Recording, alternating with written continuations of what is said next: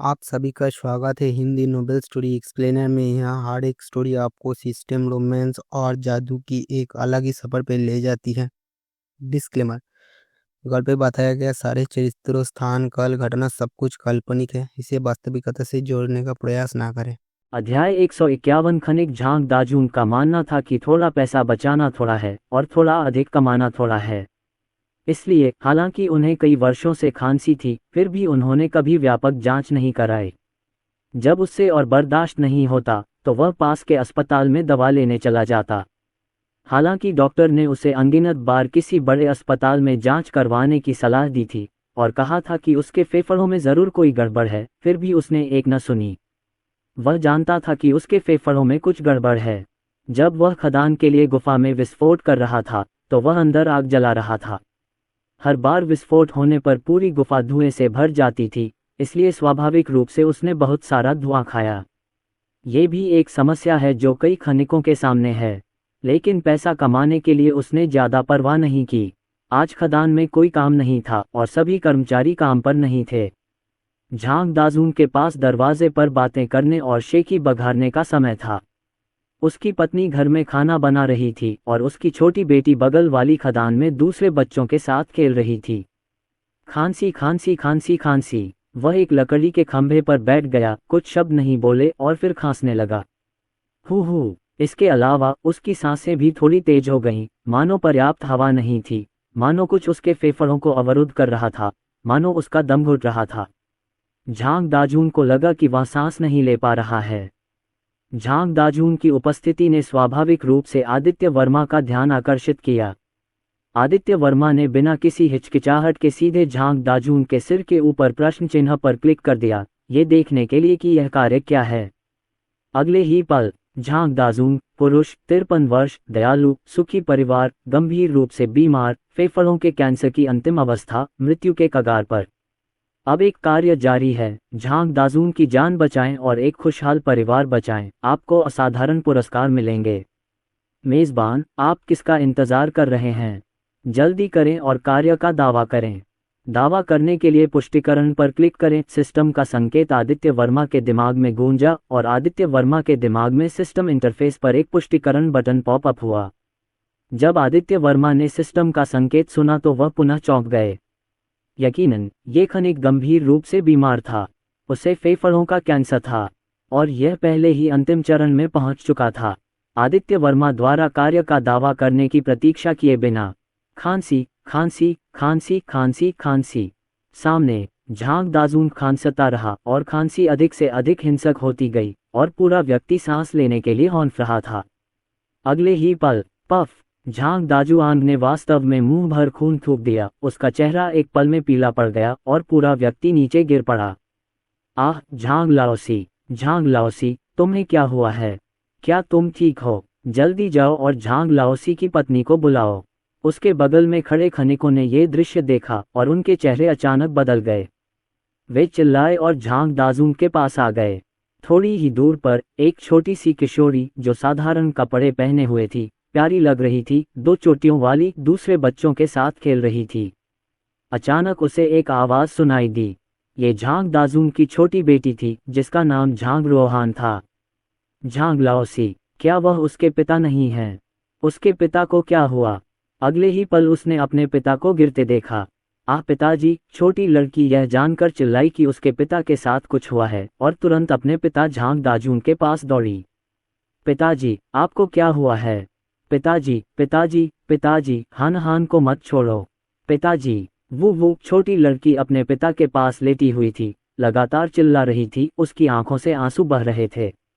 जल्द ही पीछे वाले कमरे से एक अधेड़ उम्र की, 40 साल की, थोड़ी मोटी महिला एप्रन पहने हुए घबराहट में बाहर भागी।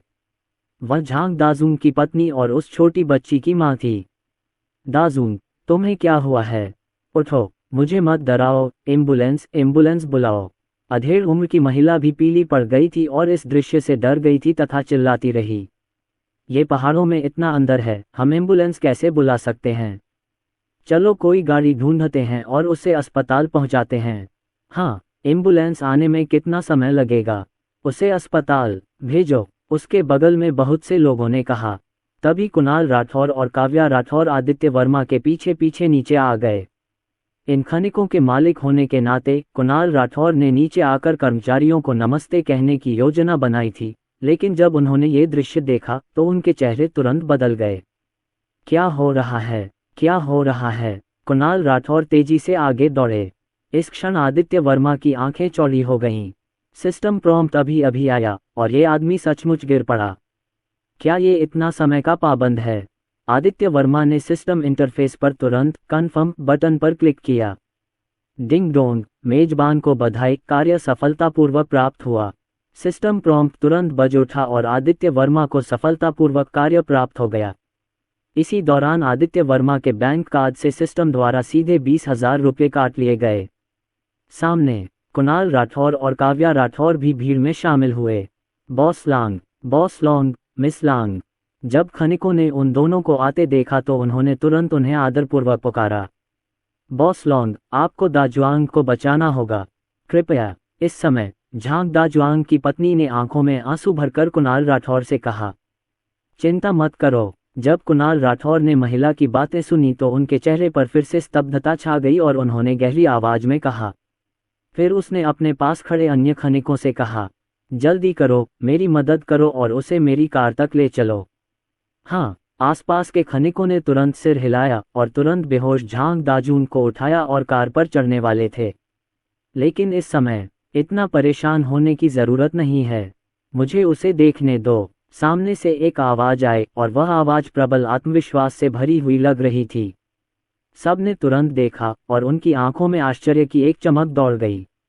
यह आदमी कितना घमंडी है, मैं तुम्हें दिखाता हूँ। क्या ये ठीक है? क्या आप एक डॉक्टर हैं? ये जीवन मरण का मामला है, मजाक मत करो। इस समय कुणाल राठौर ने भी आश्चर्य से आदित्य वर्मा की ओर देखा, सिर पर थपकी दी और कहा, ओह, मैं ये कैसे भूल सकता हूँ। आदित्य वर्मा, तुम यहाँ हो, अस्पताल क्यों जा रहे हो? अगर तुम उसे नहीं बचा सकते तो मुझे डर है कि दुनिया में कोई भी उसे नहीं बचा सकता। कुणाल राठौर को आदित्य वर्मा पर अटूट भरोसा है। आदित्य वर्मा एक सच्चे साधक हैं। अगर आदित्य वर्मा भी ऐसा नहीं कर सकते तो कोई भी नहीं कर सकता। उसे जल्दी से नीचे रखो। कुणाल राठौर ने तुरंत इन लोगों से कहा और इन लोगों ने तुरंत झांग दाजुआन को फिर से नीचे उतार दिया। बड़े भाई, क्या आप डॉक्टर हैं? क्या आप मेरे पिताजी को बचा सकते हैं? इस समय छोटी लड़की फिर से आदित्य वर्मा के पास आई और अपनी आंखें चौड़ी करके आदित्य वर्मा को घूरने लगी। चिंता मत करो, मैं तुम्हारे पिताजी को अवश्य बचाऊंगा। आदित्य वर्मा ने छोटी बच्ची का रूप देखा और गंभीरता से कहा। अगले ही पल आदित्य वर्मा नीचे बैठ गए, अपना हाथ बढ़ाकर झांग दाजून की बांह पर रख दिया और लोगों का इलाज और बचाव करना शुरू कर दिया। आदित्य वर्मा झांग दाजुआन के बगल में बैठ गए और फिर झांग दाजुआन के शरीर की स्थिति को समझने के लिए अपना हाथ झांग दाजुआन की बांह पर रख दिया। अगले ही पल झांग दाजुआन की शिरोबिंदु, मांस, हड्डियां और यहां तक कि विभिन्न अंग भी आदित्य वर्मा द्वारा स्पष्ट रूप से देखे गए। जब आदित्य वर्मा ने झांग दाजुआन के फेफड़ों को देखा तो उनकी आंखें अचानक फिर से संकुचित हो गईं। झांग दाजून के फेफड़े लगभग काम करना बंद कर चुके थे। वे पहले से ही थोड़े बूढ़े हो चुके थे और इतना धूम्रपान करने के बाद उनके फेफड़े काले पड़ गए थे और हवा सोख नहीं पा रहे थे। सबसे बड़ी बात यह थी कि कैंसर अंतिम चरण में पहुंच चुका था। कैसा है? उनके बगल में कुणाल राठौर आदित्य वर्मा से पूछने से खुद को नहीं रोक सके और झांग दाजुआन की पत्नी, बेटी और अन्य लोग भी आशा भरी नजरों से आदित्य वर्मा की ओर देख रहे थे। अंतिम चरण का फेफड़ों का कैंसर, आदित्य वर्मा ने सीधे कहा। जैसे ही आदित्य वर्मा की आवाज निकली, झांग दाजून की पत्नी का चेहरा एकदम से पीला पड़ गया, मानो उसे जोर से मारा गया हो। उसे चक्कर आ रहा था और वह लड़खड़ा रही थी और लगभग गिर ही पड़ी। शुक्र है कि आसपास खड़े लोगों की तेज नजरों और हाथों ने उसे सहारा दिया। भाभी, आप ठीक तो हैं? फेफड़ों का कैंसर उन्नत अवस्था में है। महिला का चेहरा पीला पड़ गया और उसे ऐसा लगा जैसे आसमान गिरने वाला है। कैंसर, यह उन्नत अवस्था में है। ये तो उसकी जान ले लेगा। क्या उसका पति मर जाएगा? उसके पति की उम्र सिर्फ 50 साल है और वो सिर्फ 48 साल की है और घर पर 2 लड़कियां हैं। इस परिवार को क्या करना चाहिए? आदित्य वर्मा की बातें सुनकर आसपास के लोगों के चेहरे भी बदल गए। जब उन्होंने महिला और लड़की की तरफ देखा तो उनकी आंखों में सहानुभूति के भाव थे। आह, उन्नत फेफड़ों का कैंसर। सचमुच, झांग लाओसी केवल 50 वर्ष के हैं। अफसोस, मैंने उसे 2 साल पहले अस्पताल जाकर अच्छी तरह जांच करवाने को कहा था। अब सब ठीक है ना? असल में यह उन्नत फेफड़ों का कैंसर है। क्या इसका इलाज हो सकता है? यह मुश्किल है। आसपास के खनिकों की ओर से आहें निकलने लगीं। यह उन्नत फेफड़ों का कैंसर है और इसका इलाज करने के लिए कोई दवा नहीं है। और अपने दिल में वे और भी अधिक आभारी थे कि उन्हें फेफड़ों का कैंसर नहीं हुआ। आदित्य वर्मा की बात सुनकर कुणाल राठौर और काव्या राठौर भी हैरान रह गए। उन्हें उम्मीद नहीं थी कि यह इतनी गंभीर बीमारी होगी। यह एक लाइलाज बीमारी थी। क्या इसका कोई इलाज है? कुणाल राठौर ने आदित्य वर्मा से फिर पूछा। अगर आदित्य वर्मा भी मदद नहीं कर सकते तो कोई रास्ता नहीं था। बगल में बैठी काव्या राठौर के चेहरे पर भी उम्मीद की एक किरण थी। बड़े भाई, कृपया मेरे पिताजी को बचा लो। आदित्य वर्मा के बगल में झांग दाजून की बेटी भी दयनीय नज़रों से आदित्य वर्मा को देख रही थी और उनसे विनती कर रही थी। चारों तरफ सब आदित्य वर्मा को घूर रहे थे। उन्हें समझ नहीं आ रहा था कि बॉस लॉन्ग इस युवक को इतना महत्व क्यों देते हैं, लेकिन चूंकि यह युवक ये निष्कर्ष निकाल सकता है कि झांग दाजून को कैंसर है, तो वह जरूर कोई डॉक्टर होगा। आदित्य वर्मा ने उन लोगों की ओर गंभीरता से देखा, लेकिन फिर हंस पड़े। हाँ, बेशक इसका इलाज है। चिंता मत करो, वह मेरे साथ यहाँ नहीं मरेगा। आदित्य वर्मा ने मुस्कुराते हुए कहा, उनकी आवाज में पूरा आत्मविश्वास था। जब आसपास के लोगों ने आदित्य वर्मा की बात सुनी तो उनके चेहरे पर फिर से अजीब सा भाव उभर आया। यह आदमी बहुत घमंडी है। अगले ही क्षण उन्होंने देखा कि उनके सामने खड़े युवक के हाथ में एक जैद सुई दिखाई दी।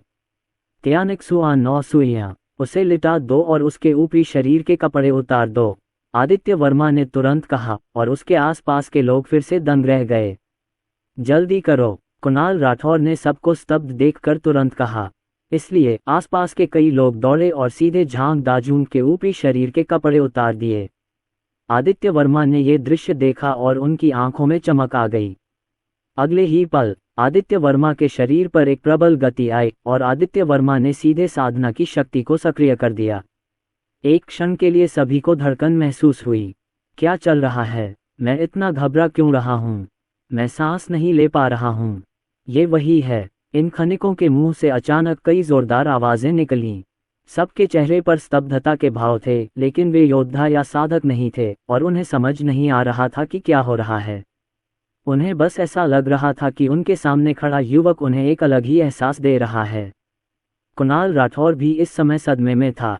उसे लग रहा था कि आदित्य वर्मा की साधना और भी प्रबल हो गई है। आदित्य वर्मा को इसकी ज्यादा परवाह नहीं थी। फिर आदित्य वर्मा ने जैद सुई को पकड़ा और ऊर्जा की एक धारा को सीधे जैद सुई में इंजेक्ट किया और फिर झांग दाजुआन के फेफड़ों को छेद दिया। जब जैद सुई को छेदा गया तो आध्यात्मिक शक्ति भी जैद सुई के साथ झांग दाजुआन के शरीर और फेफड़ों में प्रवेश कर गई। फेफड़े, जो अनगिनत कैंसर कोशिकाओं के कारण बूढ़े और क्षतिग्रस्त हो गए थे, अचानक पुनः जीवंत हो उठे और उन कैंसर कोशिकाओं को संकट का एहसास हुआ और वे तेजी से फैलने लगीं तथा बाहर निकलने की कोशिश करने लगीं। लेकिन आदित्य वर्मा इसे कैसे अस्तित्व में रहने देते? हुश हुश हुश। आदित्य वर्मा के हाथ बहुत तेजी से चले और उन्होंने एक के बाद एक जैद सुई निकाली और फिर उन्हें झांग दाजून के फेफड़ों में सटीकता से डाला।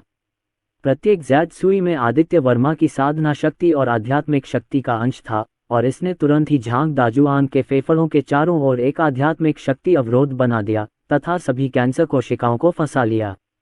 आदित्य वर्मा की चाल सहज और चमकदार थी। एक निश्चित क्षण पर आदित्य वर्मा ने झांग दाजुआन के फेफड़ों को फिर से थपथपाया, लेकिन इस थपथपाहट में आदित्य वर्मा की साधना शक्ति का अंश था। बूम इस साधना शक्ति ने सभी कैंसर कोशिकाओं को सीधे जला दिया। फिर आध्यात्मिक शक्ति ने झांग दाजुआन के क्षतिग्रस्त फेफड़ों की मरम्मत और उपचार करना शुरू कर दिया। कुछ ही क्षण बाद बेहोश झांग दाजून ने वास्तव में अपनी आंखें खोलीं। मुझे क्या हुआ है? झांग दाजूंग अभी भी थोड़ा उलझन में था। अपने आसपास के लोगों को देखकर उसे ऐसा लग रहा था जैसे वह नर्क के द्वार से गुजरा हो, मानो किसी दूसरी दुनिया से गुजरा हो। और झांग दाजुआन के चेहरे पर पहले से ही रंगत लौट आई थी और नंगी आंखों से यह स्पष्ट था कि वह पहले से थोड़ा जवान और ऊर्जा से भरपूर था। जागना, सचमुच जाग गया। यह आश्चर्यजनक है, ऊर्जावान। ओह, एक चमत्कारी डॉक्टर भी इससे अधिक कुछ नहीं है। आसपास के लोग ये दृश्य देख रहे थे, उनकी आंखें सदमे से भरी हुई थीं, जिसे छिपाना मुश्किल था, और उनके मुंह से लगातार विस्मय की ध्वनि निकल रही थी। दाजुआंग, तुम अंततः जाग गए। दाजुआंग, तुम्हें कैसा लग रहा है? तुमने तो मुझे अभी अभी मौत के घाट उतार दिया। झांग दाजुआंग की पत्नी भी उसके पास आए और झांग दाजुआंग से जल्दी से पूछा, उसकी आंखें आशा से भरी थीं। पत्नी, मैं ठीक लग रहा हूँ। मुझे लगता है कि मेरा शरीर पहले कभी इतना आरामदायक नहीं था, और अब मुझे खांसी भी नहीं आती। झांग दाजुआंग ने अपने शरीर की हालत महसूस की और तुरंत कहा, सचमुच, ये तो बढ़िया है। तुम्हें फेफड़ों का कैंसर है, मुझे लगा था कि मैं विधवा हो जाऊंगी। झांग दाजुआंग की पत्नी ने जब झांग दाजुआंग की बात सुनी तो वह उत्साहित हुए बिना नहीं रह सकी। आसपास मौजूद सभी लोगों ने झांग दाजुआंग की बातें सुनी, झांग दाजुआंग की भावना और अभिव्यक्ति को देखा, और उनकी नज़रें फिर से आदित्य वर्मा पर पड़ीं। कुणाल राठौर और काव्या राठौर भी बेहद हैरान थे। एक क्षण में एक कैंसर रोगी को मौत के कगार से वापस लाया गया। ये कैसी चिकित्सा कुशलता है? क्या ये पहले से ही ठीक हो गया है? काव्या राठौर की खूबसूरत आंखों में भी चमक आ गई और वह बुदबुदाए। आदित्य वर्मा हल्के से मुस्कुराए। कैंसर चला गया है, लेकिन मेरा शरीर अभी भी थोड़ा कमज़ोर है और मुझे ज़्यादा आराम की ज़रूरत है। आदित्य वर्मा ने मुस्कुराते हुए कहा, बहुत खूब, वह सचमुच एक चमत्कारी डॉक्टर है। यह अंतिम चरण का फेफड़ों का कैंसर है। ये वास्तव में ठीक हो गया है। यह अद्भुत है। क्या चमत्कारी डॉक्टर है? वह बहुत अद्भुत है। मैं भी बीमार हूँ, क्या तुम मुझे देख सकते हो? मुझे ऐसा लग रहा है कि मेरे फेफड़ों में कुछ गड़बड़ है। क्या कोई चमत्कारी डॉक्टर मेरे लिए इसे देख सकता है? मुझे डर है कि मुझे भी कैंसर है ना? मुझ में अभी भी कुछ नपुंसकता और गुर्दे की कमी है। क्या आप मुझे भी देख सकते हैं? एक चमत्कारिक डॉक्टर, धिक्कार है। मुझे डर है कि तुमने बहुत ज़्यादा हस्तमैथुन कर लिया है। उनके आसपास के खनिक उत्साहित होकर आवाज़ें निकालने लगे, और कुछ ने तो ये भी चाहा कि आदित्य वर्मा उनकी मदद करें, क्योंकि उन्हें यहाँ वहाँ असहज महसूस हो रहा था। आदित्य वर्मा ने ये दृश्य देखा, लेकिन उनके चेहरे पर मुस्कान आ गई। अगले ही पल आदित्य वर्मा के हाथ में एक सफ़ेद जैद जैसा पत्थर दिखाई दिया। कुणाल राठौर जब आदित्य वर्मा के हाथ में पत्थर देखा तो वह आश्चर्यचकित हुए बिना नहीं रह सके। ये स्पष्ट रूप से एक आध्यात्मिक पत्थर है, जो काव्या राठौर की गर्दन पर लगे पत्थर जैसा ही है, लेकिन बहुत बड़ा है। आदित्य वर्मा ने आध्यात्मिक पत्थर के साथ क्या किया? जब कुणाल राठौर असमंजस में थे, तभी उन्होंने आदित्य वर्मा को फिर से कहते सुना, क्या कोई बड़ी बाल्टी है? एक बाल्टी यहाँ लाओ। बाल्टी? तुम्हें बाल्टी की क्या ज़रूरत है? कई लोग फिर से भ्रमित हैं। मैं ये करता हूँ, मैं ये करता हूँ। लेकिन फिर भी कुछ खनिकों ने प्रतिक्रिया दी और तुरंत उसके घर की ओर दौड़े। 2 मिनट के भीतर एक बड़ी बाल्टी लाई गई। इसके तुरंत बाद सभी ने देखा कि आदित्य वर्मा ने सीधे पानी के पाइप के नीचे बाल्टी रखी और उसमें पानी भर दिया। अगले ही पल आदित्य वर्मा ने आध्यात्मिक पत्थर को अपने हाथ में मजबूती से पकड़ लिया। पलक झपकते ही सभी लोग ये देखकर आश्चर्यचकित रह गए कि सामने खड़े युवक के हाथों में यह विशाल सफ़ेद जैद जैसा पत्थर पाउडर में बदल गया।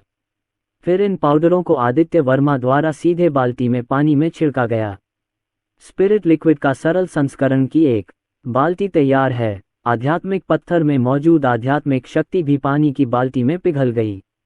ऐसा करने के बाद आदित्य वर्मा ने कुणाल राठौर से फिर कहा, अंकल लॉन्ग, हर खनिक से कहिए कि इस बाल्टी पानी को एक छोटे कप में भर लें। इसे वापस ले जाकर पतला कर लें और जब कुछ काम न हो तो कुछ घूंट पी लें। मुझे लगता है कि कुछ दिनों बाद सबकी सेहत काफ़ी बेहतर हो जाएगी। आदित्य वर्मा की बातें सुनकर कुणाल राठौर उत्साहित हुए बिना नहीं रह सके।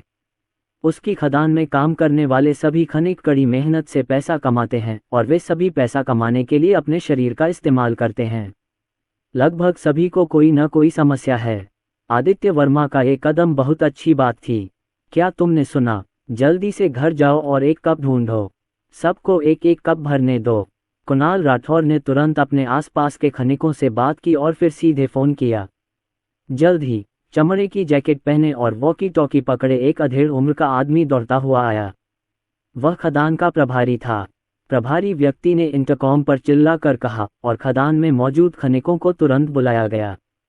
आगे जो हुआ उसके लिए कोई न कोई तो जिम्मेदार था, इसलिए आदित्य वर्मा ने इसकी देखभाल करना बंद कर दिया। हर किसी के लिए इस बीमारी का इलाज करना असंभव है और यही सबसे अच्छा तरीका है। इस आध्यात्मिक पत्थर में निहित आध्यात्मिक शक्ति को भी आदित्य वर्मा ने साधना शक्ति से संसाधित करके पानी में पिघलाया है। ये लोग इसे अच्छी तरह से अवशोषित कर सकते हैं। कम से कम शरीर को मजबूत बनाने और जीवन को लंबा करने में तो कोई दिक्कत नहीं होती। इसके बाद पिता पुत्री आदित्य वर्मा और कुणाल राठौर पुनः कार में सवार होकर खदान से बाहर निकल गए। कार में डिंग डोंग, मेजबान को बधाई, आपने मिशन पूरा कर लिया है और आपको इनाम के तौर पर बुगाटी वेरॉन और तांगचेंग शहर में एक प्रथम श्रेणी की लग्जरी आवासीय इमारत मिलेगी। अचानक आदित्य वर्मा के मन में एक और व्यवस्थित आवाज गूंजी। इनाम आ गया है, एक बुगाटी वेरॉन और एक टॉमसन प्रथम श्रेणी का आलीशान आवास। क्या आप निश्चित हैं कि यह एक है, न कि एक सेट? मैं जाऊंगा। आदित्य वर्मा इतने उत्साहित थे कि वे कसम खाने से खुद को रोक नहीं पाए। इस बार कार और घर दोनों ही सिस्टम के पुरस्कार हैं। इतना ठंडा। वैसे भी एक बुगाटी वेरॉन की कीमत 20 से 30 मिलियन डॉलर होती है। हालांकि मेरे पास एक लैम्बोर्गिनी पॉइजन है, फिर भी इतनी सारी लग्जरी कारें रखना किसे नापसंद होगा। उसकी जगह उसे चलाना कितना अच्छा होता। और टॉमसन का एक प्रथम श्रेणी का आलीशान आवास भी है। अगर यह अलग से नहीं है तो इसकी कीमत कितनी है? तुम्हें पता है, टॉमसन यिपिन शंघाई की सबसे मशहूर हवेलियों में से एक है। कुल मिलाकर हवेलियां बहुत कम हैं, इसलिए उसने खुद को एक हवेलियां भेंट कर लीं। एक इमारत में कितने स्वीट्स हैं? आदित्य वर्मा को पता था कि टॉमसन का मकान करोड़ों में बिक सकता है। दूसरे शब्दों में, क्या प्रणाली ने अपनी दिशा बदल ली और उसे अरबों या यहाँ तक कि करोड़ों अरबों का नुकसान उठाना पड़ा? आदित्य वर्मा बेहद उत्साहित और खुश थे और मन ही मन सोच रहे थे, लगता है मुझे अभी भी मैजिक सिटी जाने का मौका ढूंढना है। टॉमसन का ये फर्स्ट क्लास घर मैजिक सिटी में है, कम से कम इनाम तो लेना ही है। आदित्य वर्मा, तुम 2 दिन रुक क्यों नहीं जाते? मैं काव्या को तुम्हें हमारे मुंबई माउंटेन में मस्ती करने ले जाने दूंगा। हमारे मुंबई माउंटेन में कई दर्शनीय स्थल हैं। कुणाल राठौर ने आदित्य वर्मा से फिर कहा। उम्मीद है कि आदित्य वर्मा 2 दिन और खेलेगा और काव्या को उसके साथ जाने देगा ताकि वे अपने रिश्ते को गहरा कर सकें और शायद वे हुकअप कर सकें। अंकल लॉन्ग, चलो अगली बार करते हैं। इस बार मैं यहाँ इसलिए आया क्योंकि मैंने क्लास छोड़ दी थी। इसके अलावा अभी भी कुछ काम निपटाने बाकी हैं, आदित्य वर्मा ने फिर कहा और सीधे मना कर दिया। वह कई दिनों से कक्षा में नहीं गया था। शुक्र है कि ये शियून स्कूल में काम करता था और उसने आदित्य वर्मा से छुट्टी मांगने के लिए बीच बचाव किया, वरना आदित्य वर्मा को स्कूल से निकाल दिया जाता। ठीक है, चलो तुम्हें सीधे हवाई अड्डे ले चलें। क्या तुमने टिकट खरीद लिया है? कुणाल राठौर ने आदित्य वर्मा से पुनः पूछा। डिंग डिंग डिंग। लेकिन इसी समय अचानक आदित्य वर्मा का मोबाइल फोन फिर बज उठा। नमस्ते नमस्ते, क्या मैं श्री आदित्य वर्मा हूँ? मैं यांग माओ हूँ, आपके निजी जेट का कप्तान। आपके जेट की सभी प्रक्रियाएं पूरी हो चुकी हैं और यह इस समय मुंबई हवाई अड्डे पर है। कृपया इसके लिए हस्ताक्षर करें। फोन पर एक आदमी की आवाज़ सुनाई दी, बहुत सम्मानजनक। जब आदित्य वर्मा ने दूसरे पक्ष की बात सुनी तो वह आश्चर्यचकित हुए बिना नहीं रह सके। क्या प्राइवेट जेट आ रहा है? क्या आप मुंबई एयरपोर्ट पर हैं? कैप्टन भी तैयार है। इसमें केवल आधा दिन लगा और प्रणाली बहुत कुशल थी। ठीक है, आदित्य वर्मा ने गहरी आवाज में कहा, फोन रख दिया और फिर मुस्कुराते हुए कुणाल राठौर से कहा, मैंने अभी तक टिकट नहीं खरीदा है, लेकिन इसकी कोई ज़रूरत नहीं है। अब जब आपके पास प्राइवेट जेट है तो टिकट क्यों खरीदें? आप बस प्लेन में बैठ सकते हैं और जहां चाहें उड़ सकते हैं। मैंने अभी तक हवाई जहाज का टिकट नहीं खरीदा है, लेकिन इसकी कोई ज़रूरत नहीं है। आदित्य वर्मा की बातें सुनकर कुणाल राठौर और काव्या राठौर के चेहरे पर संदेह था। क्या आप वापस जाना चाहते हैं? काव्या राठौर बगल से पूछने से खुद को नहीं रोक सकी। आदित्य वर्मा बिना टिकट लिए वापस उड़ गए।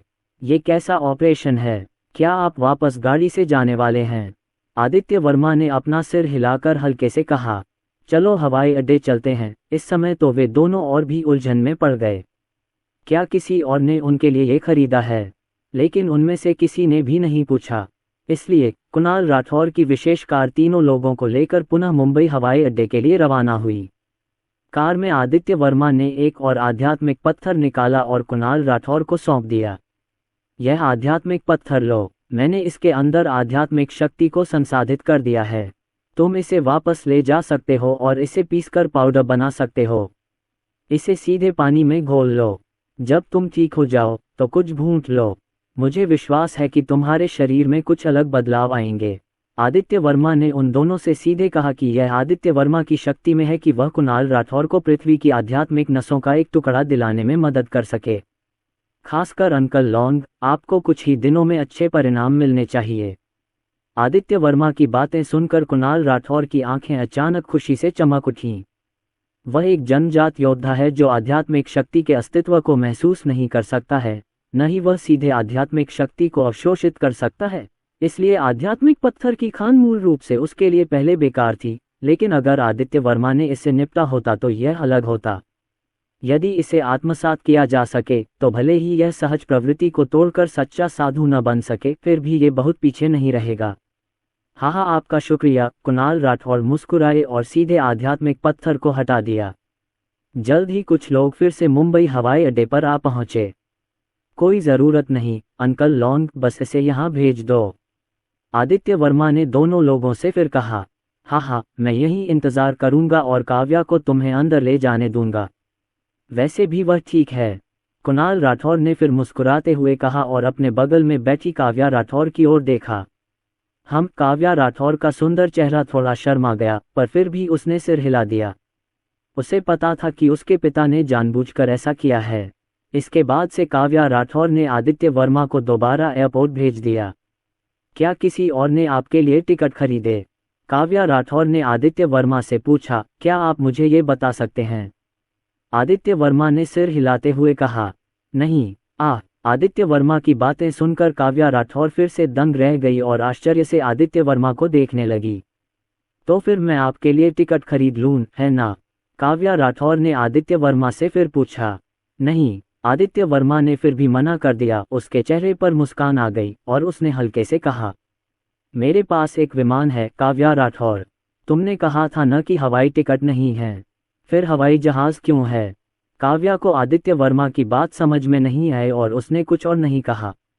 लेकिन इसी समय उसने देखा कि आदित्य वर्मा ने अपना मोबाइल फ़ोन निकाला और कॉल किया। नमस्ते मिस्टर आदित्य, क्या आप हवाई अड्डे पर पहुंच गए हैं? आप सीधे अंदर आ सकते हैं। मैं गेट नंबर 8 पर आपका इंतज़ार करूंगा। फ़ोन पर एक अधेड़ उम्र के आदमी की आवाज़ सुनाई दी। यह आदित्य वर्मा के प्राइवेट जेट का कैप्टन था। आदित्य वर्मा ने फ़ोन काट दिया और निजी जेट के कैप्टन द्वारा बताए गए स्थान की ओर चल पड़े। जल्द ही आदित्य वर्मा सीधे अंदर चले गए और काव्या राठौर आदित्य वर्मा के पीछे पीछे वीआईपी चैनल से सीधे अंदर चली गईं और आदित्य वर्मा को बोर्डिंग गेट पर भेजने की तैयारी करने लगीं। अरे काव्या राठौर, बहुत दिन हो गए मिले। लेकिन इसी समय उसके बगल से एक आदमी की आवाज़ आई। आदित्य वर्मा और काव्या राठौर ने तुरंत अपना सिर घुमाया और देखा कि 20 साल का एक युवक काव्या राठौर को उत्साह से देख रहा था। यह आदमी काफ़ी लंबा था, आदित्य वर्मा से भी ज़्यादा लंबा। उसकी लंबाई लगभग 1.9 मीटर थी। उसका रूप रंग भी बहुत साफ सुथरा था। हालांकि वह आदित्य वर्मा जितना अच्छा नहीं था, लेकिन वह आदित्य वर्मा से लगभग 7-8 पॉइंट लंबा था। वह दिखने में भी काफ़ी अच्छा था और यह आदमी जो कपड़े पहनता है वे सभी मशहूर ब्रांड के होते हैं और वह दिखने में भी अच्छा लगता है। और उस युवक के बगल में 2 अधेड़ उम्र के लोग सामान की एक गाड़ी धकेल रहे थे। जाहिर है वे हवाई जहाज से कहीं जा रहे थे। आप कौन हैं? काव्या राठौर ने उस आदमी को देखा और खुद को पूछने से रोक नहीं पाई। उसे लगा कि यह आदमी जाना पहचाना लग रहा है और उससे पहले भी उसे देखना चाहिए था, लेकिन वह उसका नाम भूल गई। काव्या राठौर, क्या तुम मुझे नहीं पहचानती? मैं हान जिजी हूँ, तुम्हारी हाई स्कूल की सहपाठी। मैंने तुमसे अपने प्यार का इजहार किया था, याद है न? युवक ने तुरंत काव्या राठौर से कहा। उसकी आवाज़ में एक आह थी, लेकिन जब उसने काव्या राठौर को देखा तो उसकी आंखों में कुछ अजीब था। आज उसकी किस्मत बहुत अच्छी थी। उसे उम्मीद नहीं थी कि काव्या राठौर यहाँ मिलेगी। कुछ सालों तक एक दूसरे से न मिलने के बाद काव्या राठौर और भी ज़्यादा खूबसूरत और आकर्षक निकली। उसे एक अच्छे फिगर और अच्छे लुक्स की ज़रूरत है। सबसे ज़रूरी बात, ये काव्या राठौर असली बाईफूमी है। उसके घर में एक खदान है। अगर उसे मिल जाए तो वह मालामाल हो जाएगा। तुम्हें तो पता ही होगा कि हाई स्कूल में वो और काव्या राठौर स्कूल ब्यूटीज थे। कितने ही लोगों ने उसके पीछे हाथ डाला पर नाकाम रहे, खुद भी। उसने काव्या राठौर के सामने अनगिनत बार अपने दिल की बात कही, पर हर बार उसे नकार दिया गया। उस समय काव्या राठौर ने कहा था कि वह प्यार में नहीं पड़ना चाहती थीं। लेकिन आज अचानक हम हवाई अड्डे पर मिले। कैसी किस्मत थी, आखिरकार उसे इसका फ़ायदा उठाने का मौका मिल ही गया। ओह, मुझे याद आ गया, बहुत समय हो गया मुलाकात से। काव्या राठौर ने जब दूसरे पक्ष की बातें सुनी तो उसे अचानक याद आया कि जब वह हाई स्कूल में थी तो उसकी कक्षा में एक ऐसा ही लड़का था। ऐसा लगता था कि उसने कई बार उससे अपने मन की बात कही थी, लेकिन उसे उसमें ज़रा भी दिलचस्पी नहीं थी। वह पहले भी इस लड़के को नापसंद करती थी। दरअसल वह उससे यहीं मिली थी। काव्या राठौर भी दंग रह गई और थोड़ी शर्मिंदगी से जवाब दिया, क्या ये तुम्हारा बॉयफ्रेंड है? इस समय हान जिजी ने काव्या राठौर के बगल में युवक को देखा। उसकी आंखें अचानक घनीभूत हो गईं और उसने तुरंत पूछा। काव्या राठौर फिर से दंग रह गई, लेकिन उसने सोचा कि यह लड़का परेशान कर रहा है और उसे परेशान करना बंद कर देना चाहिए। इसलिए काव्या राठौर के दिमाग में एक विचार आया, ये सही है, वह मेरा बॉयफ्रेंड है। काव्या राठौर ने वास्तव में सिर हिलाया और चेहरे पर एक उज्ज्वल और मार्मिक मुस्कान के साथ कहा, और उसने आदित्य वर्मा की बांह पकड़ने के लिए अपना ज़ैद हाथ बढ़ाया। आदित्य वर्मा भी काव्या राठौर की इस हरकत से थोड़ा स्तब्ध रह गया। अपनी बांह पर कोमलता महसूस करते हुए उसने उलझन भरे चेहरे से काव्या राठौर को देखा। काव्या राठौर का सुंदर चेहरा थोड़ा लाल हो गया और उसने फिर से उसकी ओर आंख मारी। आदित्य वर्मा ने काव्या राठौर की आंखों का मतलब सहज ही समझ लिया। उन्हें पुनः शील्ड बॉयफ्रेंड के रूप में देखा जाने लगा। काव्या राठौर की बातें सामने खड़े युवक ने सुनी तो उसके चेहरे का भाव अचानक बदल गया और जब उसने आदित्य वर्मा की ओर देखा तो उसकी आंखें ठंडक से भर गईं। ओह, बॉयफ्रेंड। हान जिजी ने फिर से आदित्य वर्मा की ओर देखा। मुझे नहीं पता आप कहाँ हैं, आपका परिवार क्या करता है? हान जिजी ने आदित्य वर्मा से उत्सुकता भरे चेहरे के साथ पूछा, लेकिन कोई भी समझदार व्यक्ति देख सकता था कि इस आदमी के कुछ बुरे इरादे थे। जब काव्या राठौर ने हान जिजी की बात सुनी तो उसका चेहरा थोड़ा उतर गया। आदित्य वर्मा ने उस आदमी को उदासीनता से देखा और कोई जवाब नहीं दिया। ये सुनने के बाद कि उस आदमी ने फिर से पूछा है, आपको मिस काव्या राठौर के परिवार की स्थिति पता होनी चाहिए, है ना? हान जिजी, तुम्हारा क्या मतलब है? काव्या राठौर का चेहरा अचानक से उदास हो गया और उसने तुरंत कहा, ओह काव्या राठौर, नाराज मत हो, मैं बस पूछ रहा हूँ। एक पुराने सहपाठी के रूप में मुझे तुम्हारी चिंता है। मीठी बातों से मूर्ख मत बनो। हो सकता है कि वह तुम्हारे परिवार के पैसों के लिए यहाँ आया हो। हान जिजी ने फिर कहा और फिर आदित्य वर्मा की ओर देखा। उफ भाई, मैं तुम्हारे बारे में बात नहीं कर रहा, न ही तुम्हें निशाना बना रहा हूँ। काव्या के हाई स्कूल के सहपाठी होने के नाते काव्या की खुशी के लिए और अधिक जानने का दायित्व मेरा है, इसका बुरा मत मानना। आदित्य वर्मा ने उस आदमी को उदासीनता से देखा, लेकिन उसे जरा भी परवाह नहीं थी। यह आदमी किसी मूर्ख की तरह अस्तित्व का एहसास ढूंढ रहा था। आदित्य वर्मा को इस तरह के चरित्र की परवाह करने की कोई ज़रूरत नहीं थी जिसे एक थप्पड़ से मार दिया गया। कोई ज़रूरत नहीं हान जिजी, आपको मेरे मामलों के बारे में चिंता करने की ज़रूरत नहीं है। हान जिजी की बातें सुनकर काव्या राठौर का चेहरा काला पड़ गया और उसने ठंडे स्वर में कहा, अरे काव्या, ऐसे मत बनो। जानती हो, मैं तुम्हें पसंद करता हूँ, मैं तुम्हें हाई स्कूल से पसंद करता हूँ। इतने सालों से, भले ही मैं अमेरिका में हूँ, मैं कभी नहीं बदला। हान जिजी ने फिर जल्दी से कहा, यहाँ तक कि काव्या राठौर के प्रेमी के सामने भी उसने बिना किसी हिचकिचाहट के कबूल कर लिया। जैसा कि कहावत है, ऐसा कोई कोना नहीं है जिसे खोदा न जा सके, केवल एक कुदाल है जो कड़ी मेहनत नहीं करती। काव्या, इस बार मैं अमेरिका से वापस आ गया हूँ, मैं अपने परिवार की कंपनी संभालने के लिए तैयार हूँ। चूंकि भगवान ने मुझे तुमसे यहाँ मिलने दिया, इसलिए मैं हार नहीं मानूंगा काव्या, उससे नाता तोड़ लूंगा। सिर्फ मैं ही तुम्हारे लायक हूँ। हान जिजी बात करते रहे। हान जिजी, चलो इस बात पर बात ही नहीं करते कि मेरा पहले से ही एक बॉयफ्रेंड है। अगर नहीं भी होता तो भी मैं तुम्हारे साथ नहीं रह सकती। बस इस विचार को छोड़ दो। जब काव्या राठौर ने हान जिजी की बात सुनी तो उसके सुंदर चेहरे पर गुस्से का भाव आ गया और उसने फिर से हान जिजी से ऊंची आवाज में कहा, यहाँ तक कि विमान में चढ़ने वाले कई यात्री भी इस दृश्य से आकर्षित हुए। वे सभी उन चंद लोगों को अजीब सी आंखों से उत्साह से देखते रहे। आदित्य वर्मा, चलो चलें, इतना कहकर काव्या राठौर ने आदित्य वर्मा को खींच लिया और सीधे वहां से जाने के लिए तैयार हो गईं। हान जिजी ने यह दृश्य देखा, उसका चेहरा बेहद खराब हो गया। उसने बगल वाले व्यक्ति से कुछ कहा और उसके पीछे भागा। संयोग से उसका बोर्डिंग गेट भी इसी दिशा में था। चलो चलें, हम इस तरफ जा रहे हैं। जल्द ही हान जिजी ने फिर से उसका पीछा किया।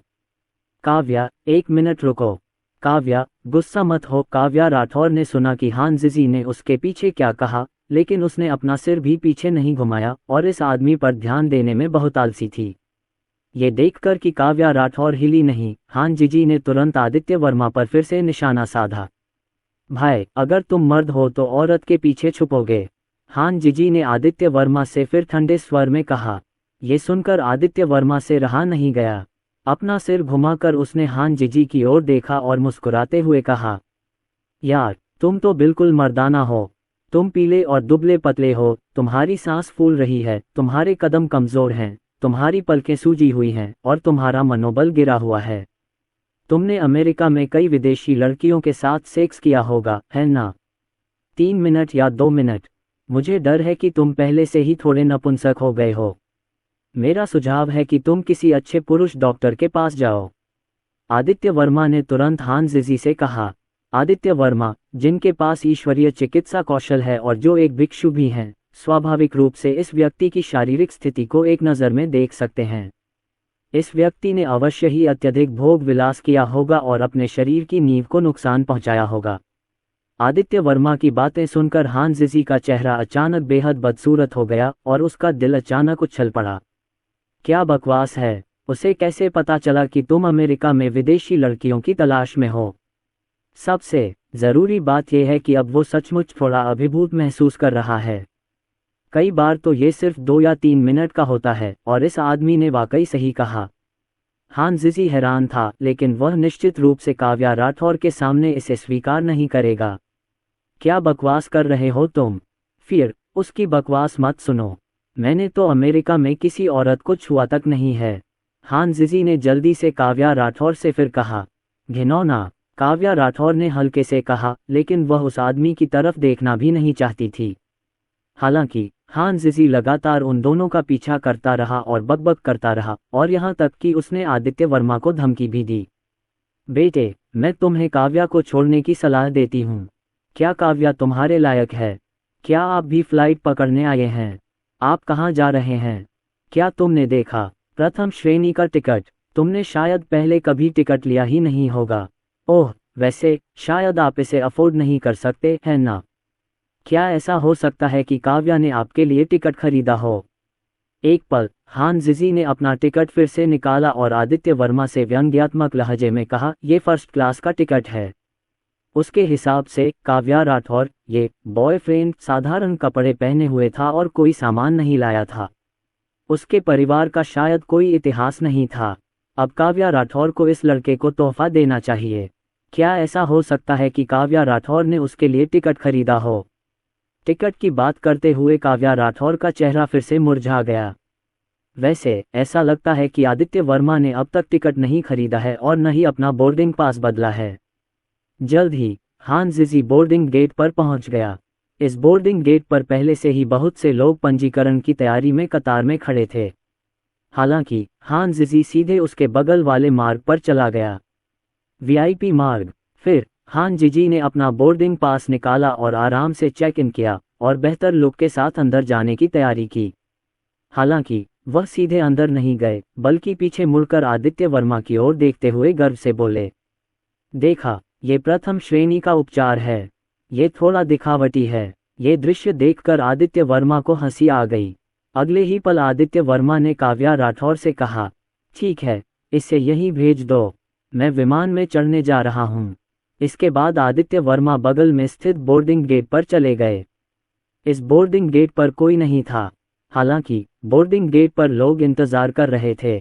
वे 2 बेहद खूबसूरत परिचारिकाएं थीं और परिचारिकाओं के बगल में कैप्टन की वर्दी पहने एक आदमी सम्मानपूर्वक इंतजार कर रहा था। आदित्य वर्मा को आते देख कैप्टन और दोनों परिचारिकाओं ने आदित्य वर्मा को सलाम किया। नमस्ते श्रीमान आदित्य, मैं आपका निजी कप्तान हूँ। आपका विमान तैयार है और किसी भी समय उड़ान भर सकता है।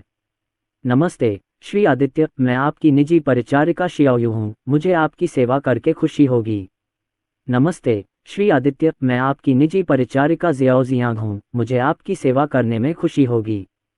तीनों की आवाज़ें तेज नहीं थीं, लेकिन आसपास के सभी लोगों ने उन्हें स्पष्ट रूप से सुना। निजी कप्तान, निजी परिचारिका, ये कैसा उपचार है? अरे, ये तो निजी विमान है। देखिए, साइन बोर्ड पर लिखा है कि यह एक निजी विमान है। हे भगवान, यह आदमी वास्तव में एक निजी विमान में है। क्या ये विमान उसका है? उसकी पहचान क्या है? जब आसपास के लोगों ने ये नज़ारा देखा तो उनकी नज़र बोर्डिंग गेट पर लगी डिस्प्ले स्क्रीन पर भी पड़ी।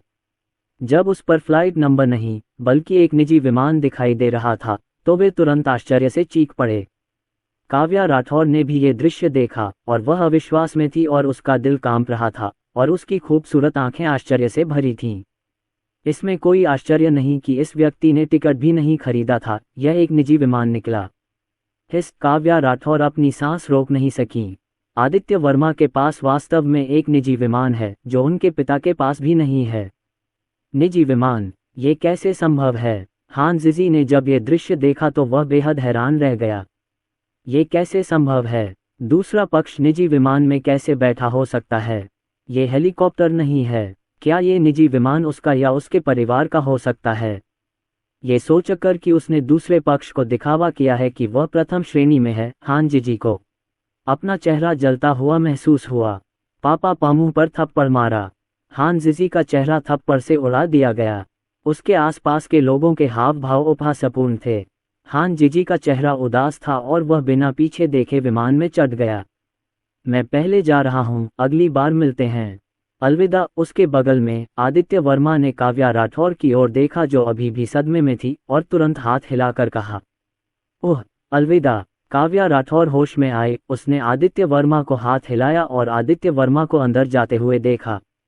उसके दिल में सदमा चरम पर पहुंच गया था। अगले ही पल काव्या राठौर फूल सी मुस्कुराई, आदित्य वर्मा की पीठ की ओर देखा और मन ही मन निर्णय लिया। काव्या राठौर चली गईं और वह आदित्य वर्मा को विमान में भेजने के बाद बाहर जाने के लिए तैयार थीं। जब उन्होंने कुणाल राठौर को बताया कि आदित्य वर्मा के पास एक निजी विमान है तो कुणाल राठौर फिर से चौंक गए।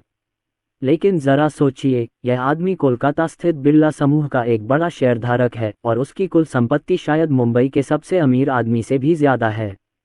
उसके लिए एक निजी विमान खरीदना सामान्य बात है। आदित्य वर्मा जब अपने निजी विमान में सवार हुए तो विमान का आलीशान इंटीरियर देखकर हैरान रह गए।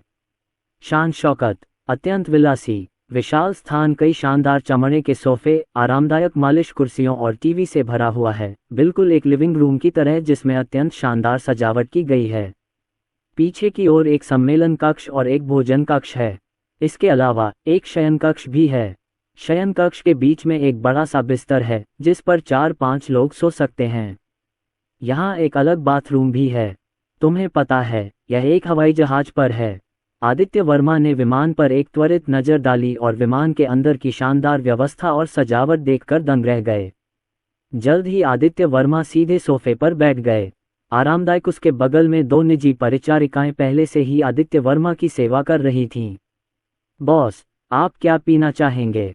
बॉस, मुझे आपकी मालिश करने दीजिए। मालिक। दोनों परिचारिकाओं ने पहले ही बॉस को बुला लिया था।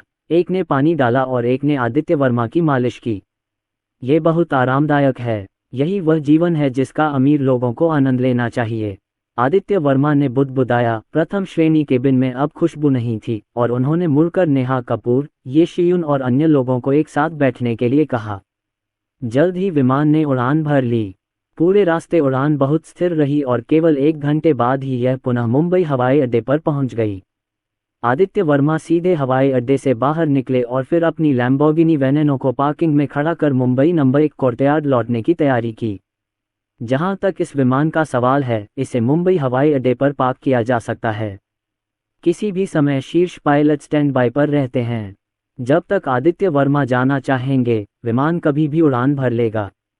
अगले कुछ दिनों में आदित्य वर्मा पुनः स्कूल जाने लगे।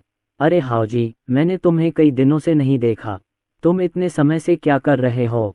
मैंने सोचा था कि आपको निष्कासित कर दिया गया है। देखो, तुम कब से अपने बिस्तर पर नहीं सोए। इस पर तो फफूंद लग गई है। जब आदित्य वर्मा स्कूल के छात्रावास में लौटा तो छात्रावास के भाई भी बहुत हैरान हुए। उन्होंने आदित्य वर्मा से कहा कि अगर रोहित मेहता ने ये शियून से मिलते समय इस बारे में नहीं पूछा होता तो उन्हें लगभग यही लगता कि आदित्य वर्मा को स्कूल से निकाल दिया गया है। खैर, इस दौरान ये काफ़ी व्यस्त रहा है। आदित्य वर्मा ने बिना कुछ विशेष कहे कमजोर स्वर में कहा, हाओजी ने बहुत पैसा कमाया है, तुम्हारे जैसा नहीं। तुम तो बस दिन भर गेम खेलना और लड़कियों को उठाना जानते हो। अरविंद पटेल भी बहुत कम समय के लिए छात्रावास में थे, कमरा लेने के लिए बाहर नहीं गए और उन्होंने मजाक में कहा, ये सच है कि मैं गेम खेलता हूँ। मैंने सच में कोई लड़की नहीं पटाई। तुम्हारे पास इतनी सारी लड़कियां हैं, तुम्हारे पास बहुत सारे दोस्त होने चाहिए, मुझे कुछ संसाधन दिखाओ। हाँ भाई जी, उन लड़कियों से कहो कि वे मेरे 2 दोस्तों से मिलवाएं। लड़कियों को पटाने की बात करें तो रोहित मेहता और करण सिंह बहुत उदास हैं। वे लड़कियों को पटाना चाहते हैं लेकिन हमेशा नाकाम रहते हैं। हालांकि अरविंद पटेल के पास हर दिन लड़कियां होती हैं और वे अक्सर अलग अलग होती हैं। एक दिन अरविंद पटेल ने बताया कि उसने एक ही दिन में 3 अलग अलग लड़कियों को पटाया और उसका शरीर लगभग थक गया था। ये बहुत ही शानदार है। रोहित मेहता और करण सिंह ईर्ष्यालु हैं।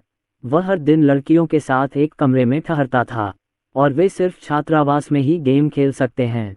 अगर वे ऐसा नहीं कर पाते तो समस्या का समाधान करने के लिए वे करण सिंह के कंप्यूटर की डी ड्राइव खोलकर 2 जापानी ब्लॉकबस्टर फिल्में देखते हैं। तुम हाओजी को क्यों नहीं ढूंढते? हाओजी की सभी लड़कियां देवी हैं। देवी के दोस्त बुरे कैसे हो सकते हैं? अरविंद पटेल ने दोनों से अवाक होकर कहा, नहीं नहीं नहीं, ये हमारे लिए उपयुक्त नहीं है। चलो इस बारे में बात नहीं करते कि देवी के दोस्त हमें पसंद करेंगे या नहीं। अगर वे करेंगे भी तो वे टिक नहीं पाएंगे। हाँ भाई, चाओ और मेरी कोई बड़ी ज़रूरतें नहीं हैं, बस अच्छे दिख और अच्छी फिगर हो। रोहित मेहता और करण सिंह बहुत जागरूक हैं। उनके साधारण रूप रंग की तो बात ही छोड़िए, उनके पास ज़्यादा पैसे भी नहीं हैं। महिलाओं के साथ खेलना बहुत महंगा है, खासकर सुंदर महिलाओं के साथ। दोनों की बातें सुनकर अरविंद पटेल का चेहरा उतर गया। ठीक है, मेरे फ़ोन करने तक इंतज़ार करो। अगले ही पल अरविंद पटेल अपना मोबाइल फ़ोन लेकर छात्रावास की बालकनी में चले गए। इसमें सुना जा सकता है कि अरविंद पटेल एक महिला से फ़ोन पर बात कर रहे हैं। कुछ मिनट बाद अरविंद पटेल फिर से अंदर आए। हो गया, आज रात कुछ लड़कियों के साथ डिनर करते हैं। डिनर के बाद हम साथ में गाना गाएंगे। तुम्हें गाना आता है या नहीं, ये तुम्हारे अपने प्रदर्शन पर निर्भर करता है। जैसे ही अरविंद पटेल अंदर आए, उन्होंने कई लोगों से कहा। अरविंद पटेल की बातें सुनकर रोहित मेहता और करण सिंह ने अचानक अपनी आंखें चौड़ी कर लीं और अविश्वास से कहा, अरे भाई जी, क्या तुम रात में किसी लड़की के साथ खाना खा रहे हो और गाना गा रहे हो? क्या ये सच है? अब आप डेट पर जा रहे हैं? उनके बगल में बैठे आदित्य वर्मा के चेहरे पर भी आश्चर्य के भाव थे।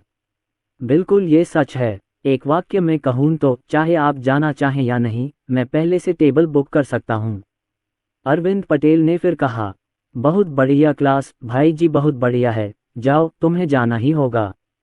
भाई जी, क्या आप हमारे स्कूल की लड़की हैं?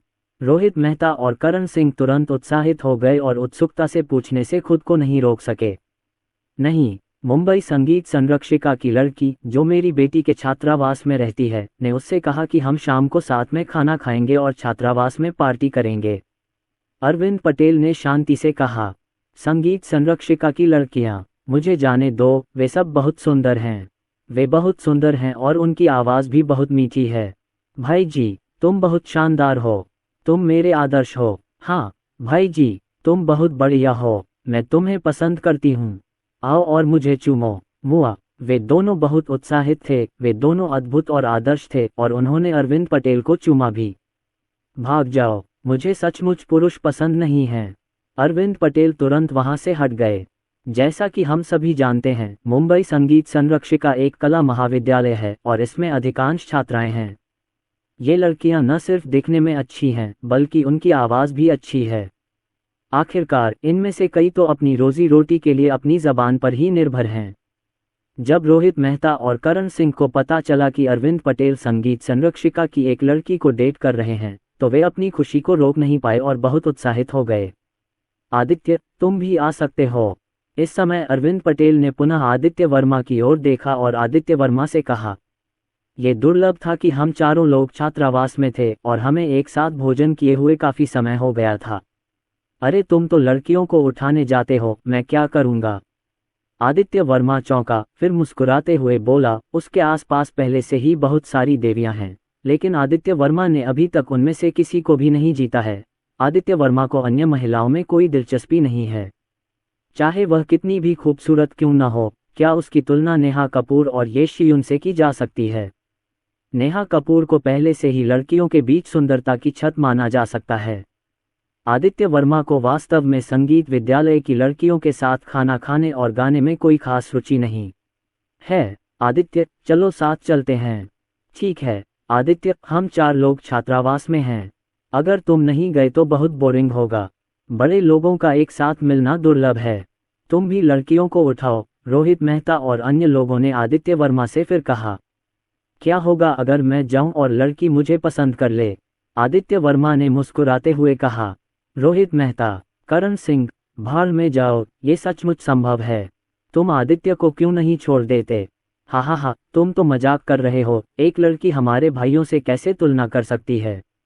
जाओ, तुम्हें जाना होगा। तुम सबसे अमीर आदमी हो, तुम मुझे दावत दो। आपके और मेरे कुछ शब्द। लेकिन उन्होंने फिर भी आदित्य वर्मा को संपादित किया। उन्होंने कहा, हाँ, कोई भी भाई लापता नहीं होना चाहिए। सबसे महत्वपूर्ण बात यह है कि आदित्य वर्मा को पैसा देने दिया जाए। आदित्य वर्मा हंस पड़े और फिर मना नहीं किया। भाइयों का एक साथ खाना खाना दुर्लभ था। कुछ कक्षाओं के बाद रोहित मेहता और अन्य लोग अपने बाल धोने, कपड़े बदलने के लिए छात्रावास में वापस चले गए और फिर भोजन क्षेत्र में चले गए। आदित्य वर्मा अपनी लैम्बोर्गिनी पॉइजन चलाकर करण सिंह को ले जा रहे थे। अरविंद पटेल अपनी कार चलाकर रोहित मेहता को घुमाने ले जा रहे थे। क्योंकि आदित्य वर्मा की सुपर कार में केवल 2 लोग ही बैठ सकते हैं, रोहित मेहता इसमें बैठना चाहते थे क्योंकि यह बहुत अच्छी थी, लेकिन उनके पास रॉक, पेपर, कैंची में करण सिंह से हारने के अलावा कोई विकल्प नहीं था। अरविंद पटेल ने खाने के लिए जो जगह बुक की थी वह शहर के केंद्र में खान मार्केट के पास थी। जल्द ही आदित्य वर्मा और अरविंद पटेल उस स्थान पर पहुंचे जहां वे खाना खा रहे थे। जियाओलोंग्यान हॉट पॉट, मुंबई में एक बहुत प्रसिद्ध हॉट पॉट ब्रांड, ये शांगगु शाखा है। जब आदित्य वर्मा ने लैम्बोर्गिनी पार्क की और कार से बाहर निकले तो उनके आसपास के लोगों ने उन्हें अजीब नज़रों से देखा। वाह, कितनी सुंदर कार है, ये लैम्बोर्गिनी ज़हर है, करोड़ों की कीमत वाली कार। एक और अमीर दूसरी पीढ़ी सड़कों को उड़ाने के लिए बाहर आ गई है। शहर के बीचों बीच बसा यह इलाका बेहद समृद्ध है। यहाँ पर्यटकों की भरमार है, लोगों का आना जाना लगा रहता है। सड़क पर हर जगह लग्जरी गाड़ियां दिखाई देती हैं। लेकिन आदित्य वर्मा की लैम्बोर्गिनी सिंगल पॉइजन अभी भी काफ़ी आकर्षक है और इसने तुरंत ही हलचल मचा दी। जब वे चारों इस हॉटपॉट रेस्तरां में पहुंचे तो अरविंद पटेल ने जिस संगीत विद्यालय से अपॉइंटमेंट लिया था वहां की लड़कियां अभी तक नहीं पहुंची थीं। तुम अभी तक क्यों नहीं आए? क्या तुम्हें तैरना नहीं आता? कई मिनट इंतजार करने के बाद भी जब कोई नहीं आया तो रोहित मेहता ने तुरंत अरविंद पटेल से पूछा, चिंता मत करो, हम रास्ते में हैं। उनके छात्रावास में 6 लोग हैं। मेरी औरत के अलावा एक और है जिसका एक प्रेमी है और 4 और हैं। तुम्हें एक मिल पाएगा या नहीं, ये तुम पर निर्भर करता है। अरविंद पटेल ने फिर गहरी आवाज में कहा। वह अपनी बेटी से बातें कर रहे थे और जानते थे कि वे लोग यहाँ आ चुके हैं। इसके अलावा अरविंद पटेल को पहले से ही दूसरे पक्ष के कई एकल की स्थिति बहुत स्पष्ट रूप से पता थी। तो फिर हमें ये करना ही होगा। मुझे बाद में थोड़ी शराब पीनी होगी और उन्हें नशे में धुत करना होगा, शायद वे मान जाएं। रोहित मेहता ने फिर एक कामुक मुस्कान दिखाते हुए कहा। अरविंद पटेल ने एक निजी कमरा बुक किया था, लेकिन वहां बहुत सारे लोग होने के कारण उन्होंने 2 टेबल साझा की और 2 बर्तन मंगवाए। कुछ लोग पूरी तरह तैयार थे और इन लड़कियों के आने का इंतजार कर रहे थे। उसी समय 2 टैक्सियां तेजी से यहाँ की ओर आ रही थीं। एक टैक्सी में ज़िया हुई, तुम्हें मुझे फ़ोन करने की क्या ज़रूरत है? मैंने तुम्हें पहले ही बता दिया था, मैं किसी भी छात्रावास पार्टी में भाग नहीं लेना चाहती। मैं अभी कोई बॉयफ्रेंड नहीं बनाना चाहती। इस टैक्सी में 3 महिलाएं बैठी हैं। उनमें से एक अपेक्षाकृत साधारण है, लेकिन दूसरी महिला स्वभाव और रूप रंग में काफी लंबी लग रही है, खासकर जो इस समय बोल रही है। उसके सुनहरे बाल, लंबा शरीर और उभरी हुई कमर है। उसकी पीठ सुडौल है, उसने छोटी स्कर्ट पहनी हुई है और उसकी लंबी, गोल और सीधी टांगें हैं। अगर उसका रूप रंग 100% परफेक्ट है, तो यह महिला निश्चित रूप से 90% से ऊपर है। यानरान, मुझे पता है कि तुम्हें आम मर्द पसंद नहीं, लेकिन अगर हम एक दूसरे से मिलें तो क्या होगा? मेरे बॉयफ्रेंड ने मुझे डॉर्मेट्री में सबके साथ अपॉइंटमेंट लेने को कहा है। अगर तुम नहीं जाओगी तो मैं उसे समझा नहीं पाऊंगी।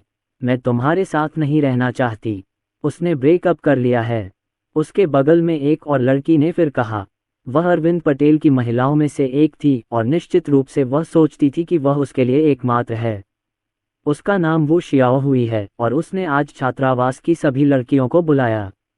बाकी सभी लोग बहुत खुश थे, सिवाय मेरे बगल में बैठे मेरे सबसे अच्छे दोस्त के, जिसे इसमें कोई खास दिलचस्पी नहीं थी। हाय, समझ नहीं आ रहा कि तुमसे क्या कहूँ। तुम तो बहुत गहरे में फंस गई हो। मर्दों की और भी ज्यादा परीक्षा होनी चाहिए। अगर कोई बदमाश मिल गया तो बहुत बुरा होगा।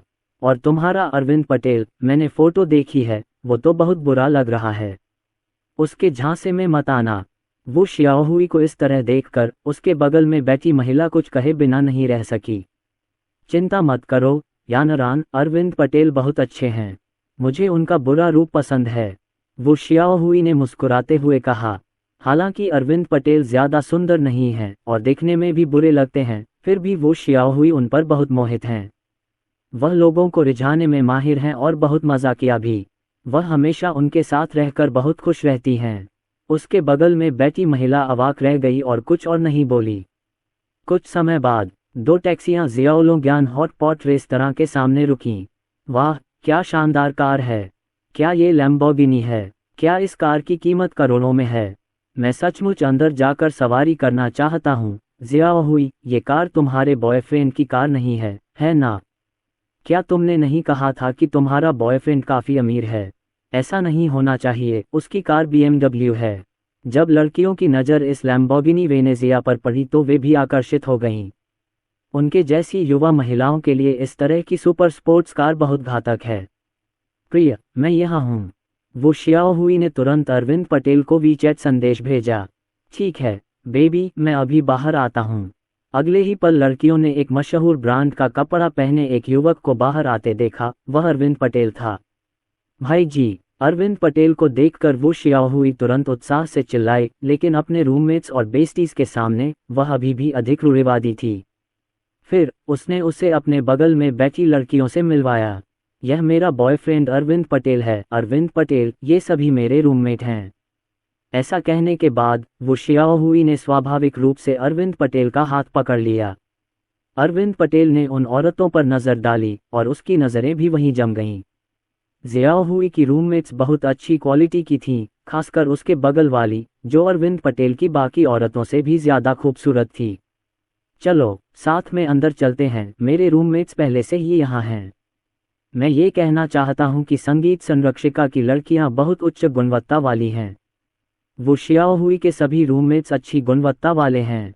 उसका फिगर अच्छा है, वह अच्छी दिखती है और उसे अच्छे कपड़े पहनने का भी ज्ञान है, और वह बहुत जवान और खूबसूरत दिखती है। जब वो शियाओहुई ने अरविंद पटेल को खींच लिया और फिर छात्रावास में मौजूद कई रूममेट्स को निजी कमरे में ले गई। निजी कमरे में रोहित मेहता और करण सिंह की आंखें अचानक चमक उठी, उनमें से भेड़िए जैसी चमक निकल रही थी। भाड़ में जाओ, यह आ रहा है। वे सभी सुंदर हैं। रुको रुको, रोहित मेहता और करण सिंह अब अपनी खुशी को रोक नहीं पाए और फुसफुसाने लगे। अगले ही क्षण कई महिलाएं सीधे अंदर आईं। सभी सुंदरियों, जहां चाहो बैठ जाओ। अरविंद पटेल ने महिलाओं से सीधे कहा। लो, मैं तुम्हें परिचय कराता हूँ। ये सभी मेरे भाई हैं, आदित्य वर्मा, रोहित मेहता और करण सिंह। कई महिलाओं की नज़र आदित्य वर्मा और मेज पर बैठे अन्य 2 लोगों पर पड़ी, जो उन्हें देख रहे थे। आदित्य वर्मा और अन्य 3 लोगों ने भी इन महिलाओं को देखा। उसी समय अरविंद पटेल की प्रेमिका वो शियाओहुई ने उसे सीधे लड़कियों से मिलवाया। नमस्ते, मैं वो शियाओहुई हूँ, अरविंद पटेल ने जरूर कहा होगा। ये मेरे रूममेट भी हैं, ये हैं Fang Yuling, Jiang Tingting, Lin Yanran, Zhang Chunjiao, Liu Yu. जैसे ही वो शियाओहुई महिलाओं का परिचय करा रही थी, आदित्य वर्मा की नज़र उनमें से एक पर पड़ी और वह अचानक ठिठक गया। ये लिन यानरान नाम की महिला थी। यह एक संयोग है। इस समय लिन यानरान नाम की महिला ने भी अपनी खूबसूरत निगाहें आदित्य वर्मा पर डालीं और उसकी भौहें थोड़ी सिकुड़ गईं। ऐसा लग रहा था जैसे उसने इस युवक को कहीं देखा हो। आदित्य वर्मा। जब लिन यानरान ने दूसरे व्यक्ति के रूममेट को अपना नाम बताते सुना तो लिन यानरान को अचानक याद आया कि उसके दादा ने क्या कहा था। यानरान, अगर आदित्य वर्मा नाम का वह युवक न होता जिसने मेरी जान बचाई। अच्छा लड़का है, उसने बिना पैसे लिए दादाजी को बचा लिया, लेकिन अफसोस है कि तुम्हारे माता पिता ने उसे नाराज कर दिया और मुझे छोड़ दिया। मैं सचमुच बहुत गुस्से में हूँ।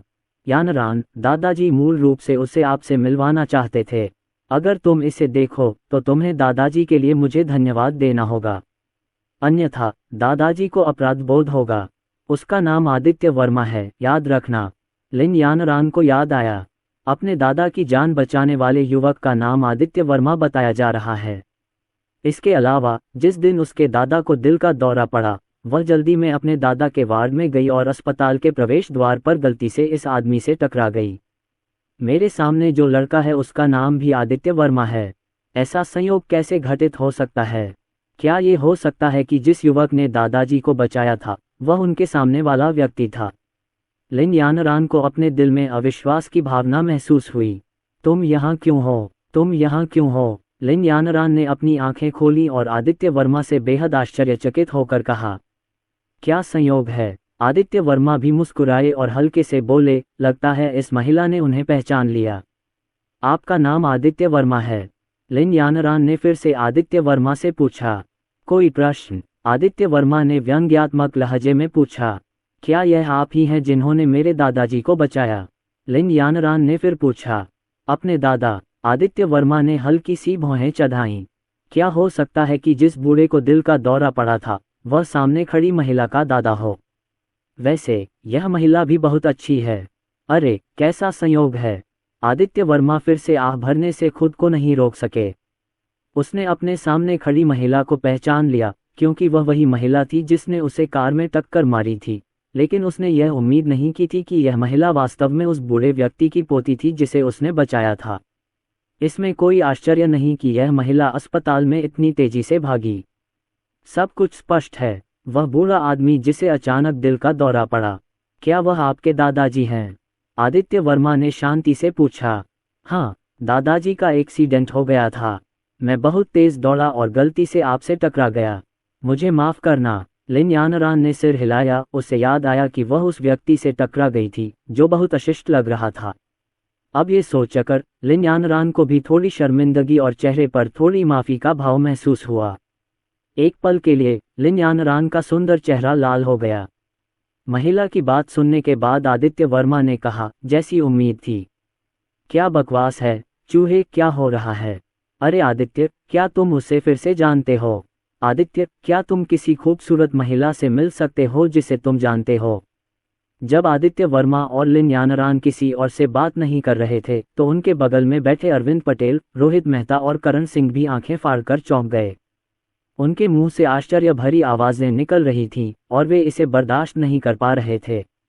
ये गालियां पूरी तरह से अभद्र भाषा से भरी थीं। आदित्य, ये कैसा भाग्य है! जब भी मुझे हॉट पॉट खाने के लिए बुलाया जाता है तो मैं किसी ऐसे व्यक्ति से टकरा जाती हूँ जिसे मैं जानती हूँ, और वह वास्तव में मेरे सामने बैठी लड़कियों में सबसे सुंदर है। इसके अलावा अभी दोनों के बीच जो बातचीत हुई उसे सुनकर तो यही लगता है कि आदित्य वर्मा ने दूसरे पक्ष के दादा को बचा लिया। क्या ये किसी और का उपकारक है? फिर यदि आप दूसरे पक्ष के साथ फिर से संबंध बनाते हैं तो क्या हो सकता है कि दूसरा पक्ष सीधे आपसे शादी करने के लिए सहमत हो जाए? अरे यार, मेरे साथ ऐसी अच्छी बात क्यों नहीं हुई? यानरान, क्या हो रहा है? उसे जानते हो? लिन यानरान के अलावा वो शियाओहुई और अन्य लोग भी लिन यानरान को असमंजस में देख रहे थे। अच्छा, क्या मेरे दादाजी को पिछली बार दिल का दौरा नहीं पड़ा था? जैसा कि मैंने आपको बताया, आदित्य वर्मा नाम के एक युवक ने उन्हें बचाया था। अब मुझे यकीन है कि वही थे। लिन यानरान ने महिलाओं से सीधे कहा। कई महिलाओं के चेहरों पर भी आश्चर्य के भाव दिखाई दिए। कैसा संयोग है। इसके अलावा इस यानरान का चेहरा लाल हो गया, जो थोड़ा असामान्य था। क्या भाग्य है, क्या भाग्य है, वो शियाओहुई ने फिर बगल से कहा। हम अभी तो कुछ लोग आना नहीं चाहते थे। तुरंत वो शियाओहुई ने फिर से सूंघकर दिलचस्पी से कहा, क्या तुम मरने वाले हो? वो शियाओहुई की बातें सुनकर लिन यानरान ने सीधे वो शियाओहुई को देखा और उसे एक जानलेवा नज़र से देखा। बैठ जाओ, बैठ जाओ।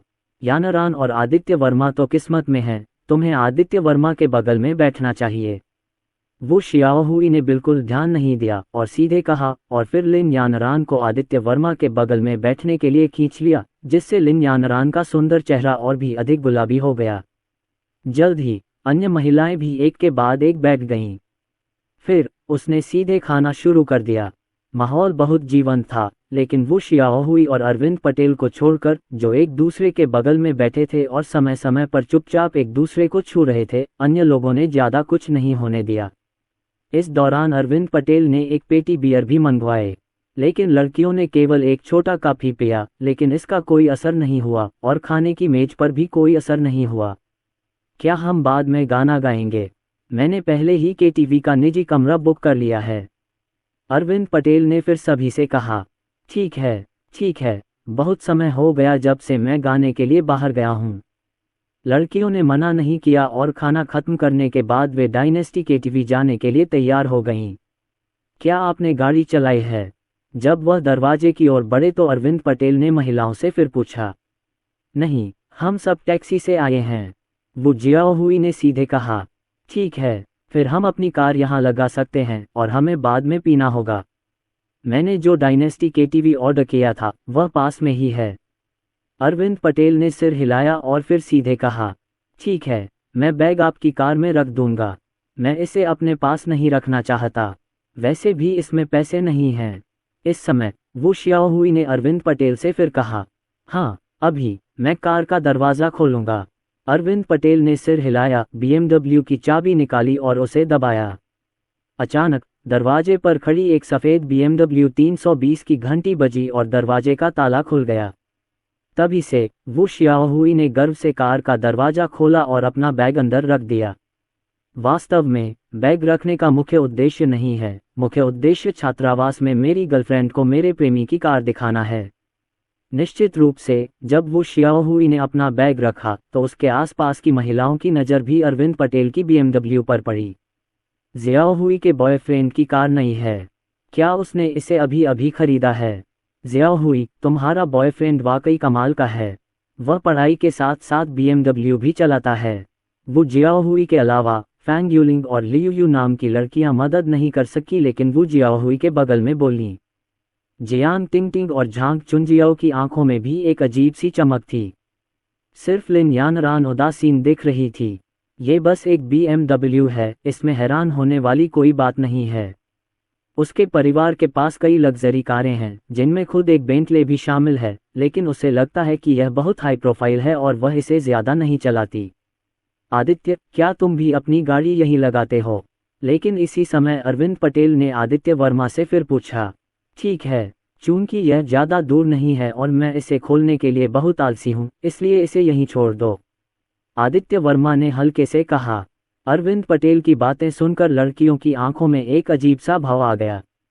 उन्हें लगा कि अरविंद पटेल ही यहाँ गाड़ी चला रहा है और वो चार ही हैं। अगर वो गाड़ी चला रहे होते तो एक ही गाड़ी में उन्हें बिठाया जा सकता था, लेकिन उन्हें उम्मीद नहीं थी कि आदित्य वर्मा सचमुच आ गया होगा। वो भी गाड़ी चला रहा है। आदित्य वर्मा भी गाड़ी चलाते हैं। वो शियाओहुई खुद को पूछने से रोक नहीं पाए।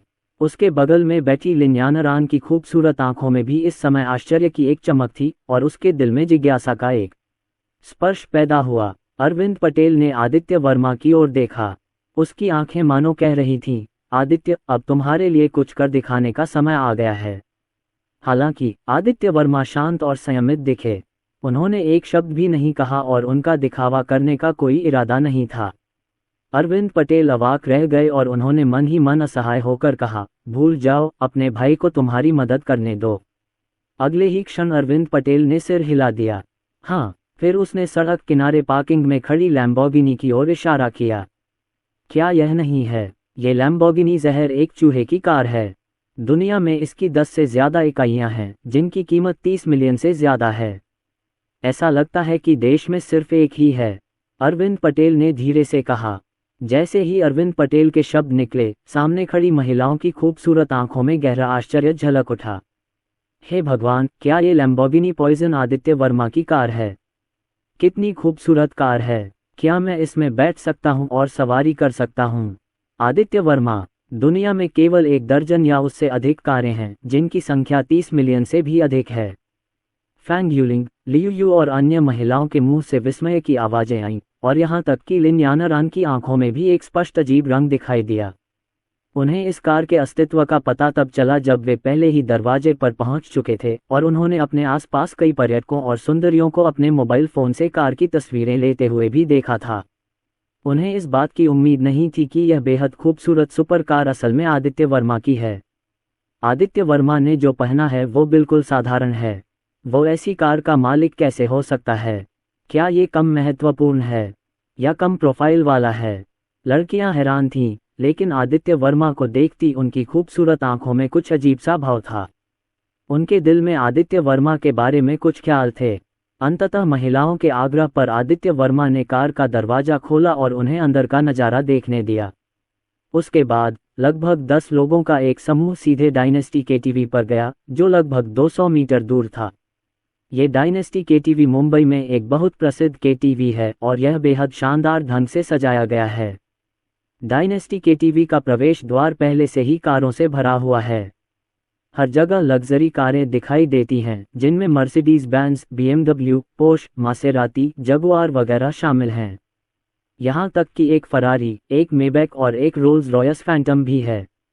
जब आदित्य वर्मा और अन्य 4 ने एक युवा और खूबसूरत सुंदरता के साथ प्रवेश किया, तो उन्होंने कई पुरुषों का ध्यान भी आकर्षित किया। वाह, क्या लड़कियों का झुंड है! उनके शरीर कितने शानदार हैं! कुछ मूर्ख लोगों के साथ रहना, क्या प्राकृतिक संसाधनों की बर्बादी नहीं है? 1 मिनट रुको और देखो कि वे किस निजी कमरे में हैं। जब समय आएगा तो हम दरवाजे की रखवाली करेंगे और देखेंगे कि क्या हम कोई रिसाव पकड़ सकते हैं। कई पुरुषों की आंखों में इच्छा की चमक थी। ये डायनेस्टी केटीवी एक ऐसा केटीवी है जिसमें बार और केटीवी दोनों का संयोजन है। यह एक विशाल वलय के आकार की इमारत है। इसका मध्य भाग डिस्को डांसिंग के लिए समर्पित है, बिल्कुल बार की तरह। हर बार आगे बढ़ो और हर बार मारो। बिदकना, रोमांचक संगीत, चमकती रोशनियां और संगीत के साथ झूमती आकृतियां माहौल को बहुत रोमांचक बना रही थीं। लेकिन आदित्य वर्मा, 4 पुरुष और 6 महिलाएं सीधे V999 निजी कमरे में आ गए। ये निजी कमरा बहुत बड़ा है, जिसमें 2 माइक्रोफोन और एक अन्य माइक्रोफोन है। जल्द ही निजी कमरे में संगीत बजने लगा। मेज पर बियर की बोतलें रखी गई हैं और फलों की भी कई प्लेटें रखी गई हैं। आज रात हाउजी हमें दावत देंगे। गाओ और पियो, और जब तक नशे में न हो जाओ, घर मत जाओ। इस समय अरविंद पटेल ने फिर से सभी से कहा, आओ, शराब का गिलास उठाओ, पियो और गाओ। अरविंद पटेल ने वाइन ग्लास उठाने में अग्रणी भूमिका निभाई। हा, पी लो, जब तक नशे में न हो जाओ, घर मत जाना, प्रोत्साहित करना। रोहित मेहता और करण सिंह ने भी अपने वाइन ग्लास उठाए और कहा, शराब पीने से आपको बेहतर अवसर मिलेगा। वे अभी भी किसी लड़की के साथ संबंध बनाने के बारे में सोच रहे हैं। वो शिया हुई अरविंद पटेल की है और सबसे खूबसूरत लिन यानरान हाउजी में दिलचस्पी लेती दिखती है और उन्हें पसंद नहीं करती। वे बस बाकी लड़कियों पर ही नज़र रख सकते हैं। फैंग यूलिंग बहुत शांत दिखती हैं, उनका रूप शुद्ध है और उनका फिगर औसत है। लियू यू सुंदर दिखती है, लेकिन वह छोटी और दुबली पतली है। झांग चुंजियाओ ठीक ठाक दिखती हैं, उनका फिगर अच्छा और छरहरा है। वो दूसरों से ज़्यादा परिपक्व दिखती हैं। और शेष 4 लोगों में सबसे अच्छी जियांग टिंग टिंग, हालांकि वह ज़्यादा बात नहीं करती है और ठंडी दिखती है। वो सुंदर दिखती है, खासकर उसका फिगर, जो महिलाओं में सबसे अच्छा होना चाहिए, खासकर उसके स्तन, जो बहुत राजसी हैं, बिल्कुल एक गेंद तानाशाह की तरह। बड़े स्तन किसी भी चीज़ से बेहतर हैं। रोहित मेहता और करण सिंह के मन में भी कई विचार थे। जल्द ही महिलाएं भी काफ़ी उदार हो गईं, उन्होंने शराब के गिलास उठाए और उन्हें पी गईं। चलो, पी लो, चीयर्स। आज रात जब तक हम नशे में न हो जाएं, हम घर नहीं जाएंगे। प्रोत्साहित करना। जैसा कि सभी ने गाने का आदेश दिया। ये सभी लड़कियां मुंबई संगीत संरक्षिका की छात्राएं थीं और वे अक्सर केटीवी में गाने के लिए जाती थीं। संगीत उनका मुख्य विषय था। 6 लड़कियां थीं और हर कोई गा सकती थी और जो सबसे अच्छी होती थीं वे माइक्रोफोन मास्टर बन सकती थीं। आदित्य वर्मा के छात्रावास में 4 लड़कों में से केवल अरविंद पटेल ही गहरी आवाज में अच्छा गा सकता था और जैकी चेउन की नकल करने में विशेष रूप से अच्छा था तथा बहुत स्नेहपूर्वक गाता था। अरविंद पटेल के लिए गायन भी लड़कियों को रिझाने का एक कौशल था और वह इस कौशल में पहले से ही निपुण थे। जहां तक रोहित मेहता और करण सिंह की बात है तो वे कहीं अधिक ईमानदार थे। अंततः रोहित मेहता से रहा नहीं गया और उसने कई लड़कियों की ओर देखा। वो शियाओहुई अरविंद पटेल की महिला थी और लिन यानरान हाओजी को जानती थी और उसमें बहुत रुचि रखती थी, इसलिए रोहित मेहता लिन यानरान के पास परेशानी पैदा करने नहीं जाएगा। और लिन यानरान आदित्य वर्मा के बगल में बैठ गया, चाहे जानबूझकर या अनजाने में। रोहित मेहता ने बाकी 4 लड़कियों को चुपचाप देखा और अंततः उसकी नज़र जियांग टिंगटिंग पर पड़ी। ये लड़की काफ़ी खूबसूरत है, खासकर उसका फिगर और उसके स्तन सचमुच बहुत बड़ा। अगले ही पल रोहित मेहता ने वाइन का गिलास उठाया और जियांग टिंगटिंग के बगल में बैठ गया। अरे जियांग टिंगटिंग, आओ एक ड्रिंक लो, रोहित मेहता ने सीधे जियांग टिंगटिंग से कहा। जियांग टिंगटिंग ने रोहित मेहता की तरफ उदासीनता से देखा लेकिन मना नहीं किया। उसने सीधे बियर से भरा गिलास उठाया और रोहित मेहता के गिलास से टकराया। बिना कुछ कहे उसने एक ही घूंट में सारा पानी पी लिया। ये बहुत उदार था। पीने के बाद जियांग टिंगटिंग ने बिना कुछ कहे फिर से चुपचाप संगीत सुना। ये दृश्य देखकर ऐसा कैसे संभव हो सकता है? रोहित मेहता मुख्य रूप से बातचीत करने के लिए जियांग टिंगटिंग में पीने के लिए आया था और आज वह दूसरे पक्ष के छात्रावास के साथ सामाजिककरण कर रहा था और वह मूल रूप से सौंदर्य घर को पकड़ने की योजना बना रहा था। इसलिए रोहित मेहता ने जियांग टिंगटिंग से फिर कहा, जियांग टिंगटिंग, क्या तुम्हारा कोई बॉयफ्रेंड है? रोहित मेहता को इस बात की कोई परवाह नहीं थी कि उसका कोई बॉयफ्रेंड भी है या नहीं, लेकिन इस समय उसे समझ नहीं आ रहा था कि क्या कहे, इसलिए उसने कोई कारण पूछ ही लिया। नहीं। जब जियांग टिंगटिंग ने रोहित मेहता की बातें सुनी तो उसके चेहरे पर ज्यादा बदलाव नहीं आया और उसने उदासीनता से कहा, नहीं, ये बहुत अच्छा है। रोहित मेहता तुरंत खुश हो गए। तुम्हें किस तरह का पसंद है? तुम मेरे बारे में क्या सोचते हो? रोहित मेहता ने लोहा गर्म रहते ही चोट मारी और तुरंत जियांग टिंगटिंग से सीधे तौर पर फिर पूछा, आप? जियांग टिंगटिंग ने फिर से रोहित मेहता की ओर देखा, उसकी आंखों में आश्चर्य की चमक थी। हे, जियांग टिंगटिंग फिर से हंसी, लेकिन वह दूसरों को बहुत ज्यादा हतोत्साहित नहीं करना चाहती थी, इसलिए उसने जवाब नहीं दिया या कुछ और नहीं कहा और अपना गिलास फिर से उठा लिया। चलो पीते हैं। जियांग टिंगटिंग ने सीधे गिलास को फिर से भर लिया, बियर का गिलास उठाया और उसे फिर से अपने मुंह में डाल लिया। कभी कभी ज्यादा सोचना ही बेहतर नहीं होता, खासकर बॉयफ्रेंड के बारे में। जितना ज्यादा आप इसके बारे में सोचेंगे उतना ही ज्यादा परेशान होंगे। जियांग टिंगटिंग अच्छी दिखती हैं, लेकिन उनकी पारिवारिक स्थिति औसत है और वह वास्तव में एक ग्रामीण व्यक्ति हैं।